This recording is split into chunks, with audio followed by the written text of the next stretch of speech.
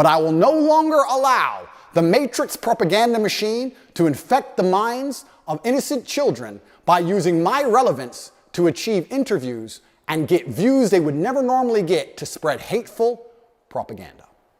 Immediately following the release of his viral BBC interview, and after his Twitter post went viral where he detailed what really happened between him and the BBC before they turned the cameras on, Andrew Tate decided to record and release a full video statement addressed not only to the media in the Matrix, but also to the massive amount of fans online that have shown him so much support in the comments of this viral interview.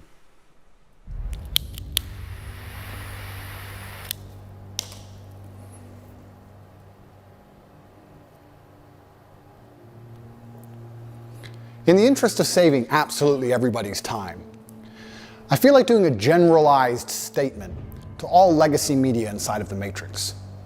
And I'm doing it to save their time and mine, as well as protect the minds of the masculine youth for the future. I want to make it very clear that the legacy media, which I enjoyed the company of today, have made a massive mistake and missed a chance to do some genuinely interesting journalism. After being unfairly incarcerated in a Romanian dungeon, I thought that even the BBC, in its absolute arrogance and hubris, would be smart enough to come to me after 6 months, being the first interview I gave to the Matrix, and be smart enough to ask questions people were genuinely interested in.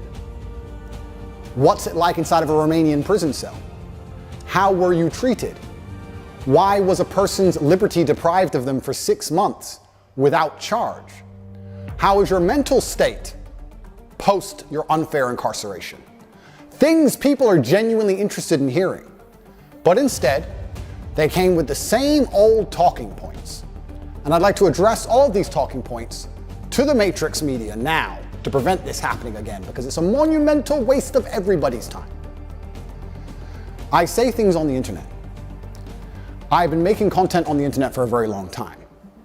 Finding a clip from 2016, 8 years ago, finding a 4-hour-long podcast from 2016, ignoring all context, ignoring everything positive I say about men and women and the world, and taking a single sentence and trying to pretend that's my entire worldview, is not the bombshell you think it is. Nobody cares. Everybody understands what satire is. Everybody understands what a joke is. Everybody understands it's the internet. Everybody understands all of these things. Plus, the people who know the truth of my message are very capable of understanding what is satirical and what is true. People are not as stupid as you'd like them to be. Sitting down with me and missing the chance to have a genuinely interesting interview with genuinely interesting questions that people are interested in hearing the answers to, and instead attempting this attack to get this bombshell aha moment, is never going to work. Because one, I'm too smart for all of you. And two, nobody cares. Nobody cares I made a joke 8 years ago, because everybody knows I was joking. And everybody knows the truth of my message. So you're wasting absolutely everybody's time. Worse than wasting everybody's time, what you're genuinely doing is damaging the minds of young men. And I think I have a responsibility as one of the most influential men on the planet to protect the minds of young men and all of the men who look up to me. Nobody, no young man below the age of 30 has any interest in what the BBC or the legacy media say. They don't care and they don't watch it, unless I appear on there. So when I sit across from a reporter who says that having a nice car makes you a misogynist, it's disingenuous. And also financial success correct. With a Bugatti and a cigar, but it comes with a side order of misogyny. How does having a Bugatti and a cigar come with misogyny?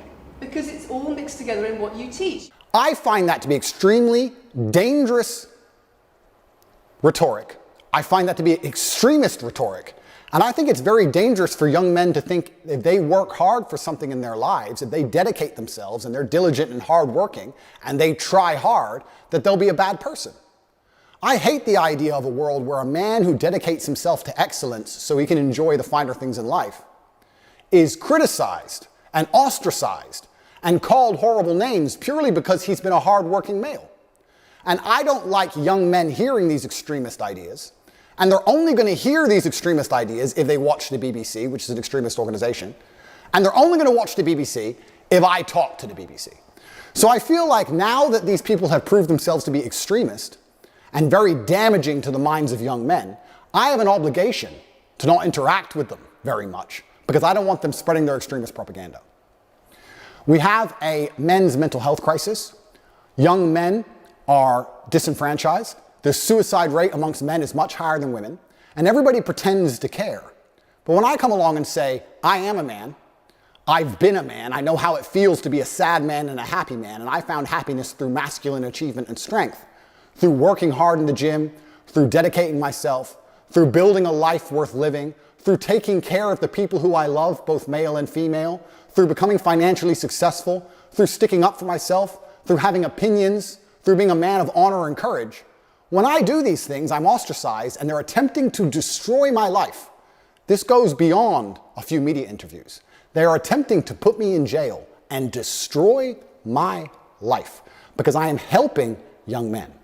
They don't care about men's mental health. They have no interest at all. In fact, the ideas they purport, like I've just explained, are genuinely damaging to the mindset of young men. On top of this, they waste everybody's time because their aha moment never works. Nobody's interested in it, and I destroy them with ease. But my hourly rate is high. It's not very fun for me to do. I just do it. It has to be done, but I don't particularly enjoy it.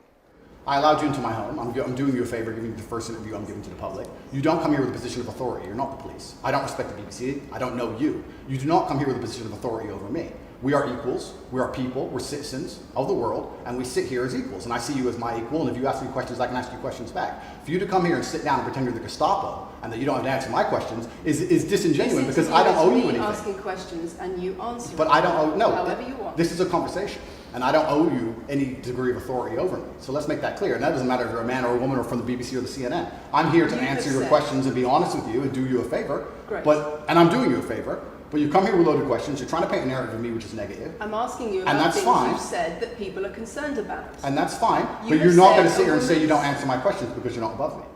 Not only is Andrew Tate doing a favor for these media outlets by doing an interview with them and getting them so many views and clicks online that they would never get on their own, but he's also doing a favor for himself. Because when he does interviews with these traditional media outlets and he highlights their targeted liberal agenda, the ridiculousness with which they ask questions and bring up information from 7-8 years ago from one little clip, and it shows how they frame certain people that actually commit crimes in such a positive light, and then how they frame certain people that just create controversy like Andrew Tate in such a negative light.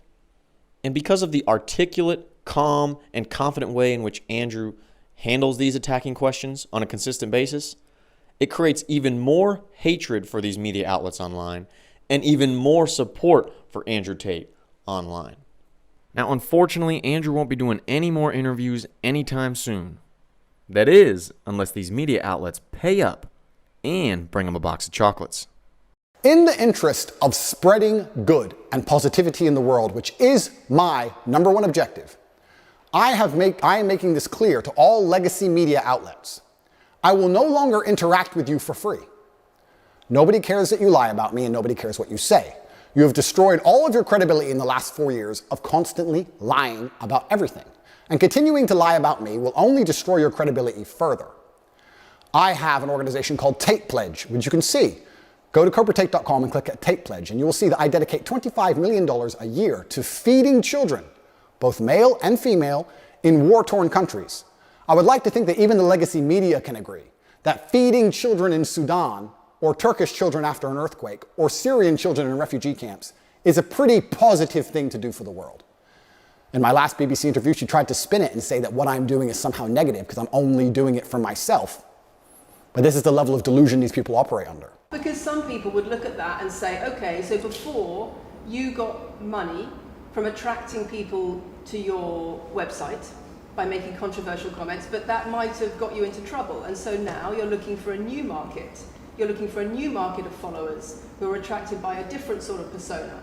I've always done the charity work, so that is obviously incorrect. And I have proof that I've always done the charity work, so you're wrong. Tate Pledge is funded 100% by me. This is my personal money. But I believe if the legacy media is intent on spreading hate, intent on spreading extremist ideologies, which it seems they are. Not only the extremist ideology that men shouldn't work hard, but also a bunch of other ones which I don't need to mention because most thinking people understand what the legacy media is trying to purport on not only the population, but the young children of the world. And what they are trying to push is far more damaging than me saying you should go to the gym. Therefore, I no longer have any interest with interacting with the legacy media for free because I don't want their extremist views shown to young children without doing some good for the world. My fee from this point onwards is $50,000 and a box of chocolates. That is what it is going to cost you to speak to me. If you are from the Matrix, you will give me $50,000 in advance, which will be donated to Tate Pledge, which will be used to feed children in war-torn countries. And you will also bring a box of chocolates to my gate, which I will ingest as I listen to your Matrix propaganda and destroy you. Because I deserve chocolates if I have to put up with you. I'm an extremely successful man, and my time is valuable. And you're wasting mine, yours, and everybody else's. So if you're going to come along with your extremist ideas, I would at least sleep better at night if you were feeding some poor innocent children somewhere in the world. But you have no interest in doing any good for the earth. You're only interested in spreading hate, unlike me who wants to do good things. So, post my BBC interview, I've been contacted by the New York Times, CNN, the Clinton News Network, all of them. And they're all desperate to interview me because they understand the number of views it will get.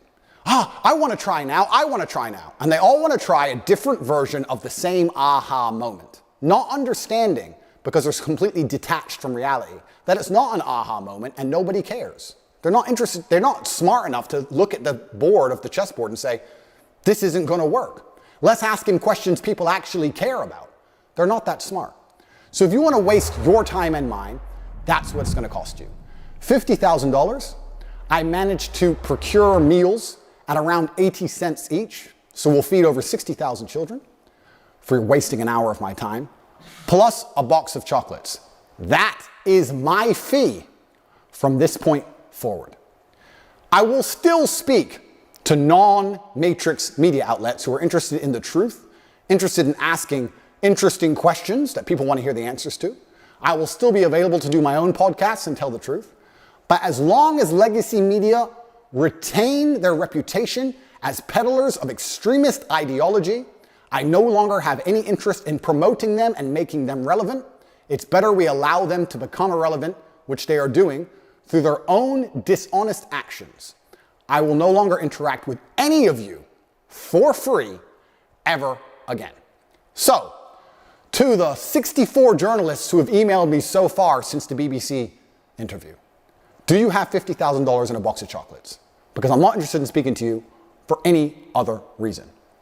I actually think I'm being quite kind only charging 50 grand. I should charge 200 grand, but I'm a nice man. And $50,000 will still feed a lot of children.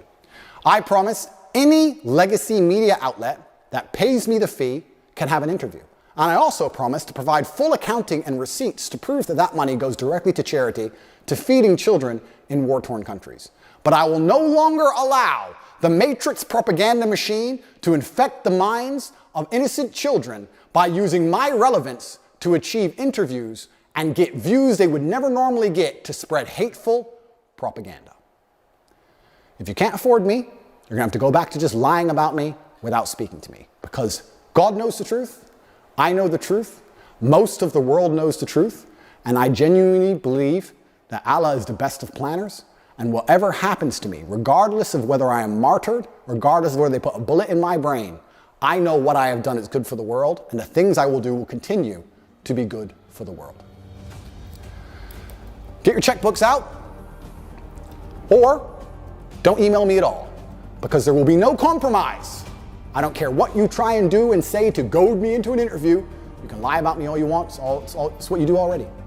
I'm not afraid of your lies. It's going to cost 50 grand plus a box of chocolates.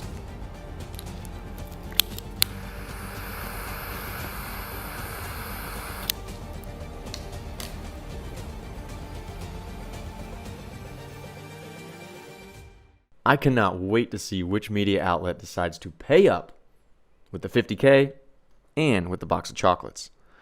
because Andrew Tate is still on house arrest, so any media company would have to show up at his house, not only with the money, but also with those chocolates if they want to do an interview.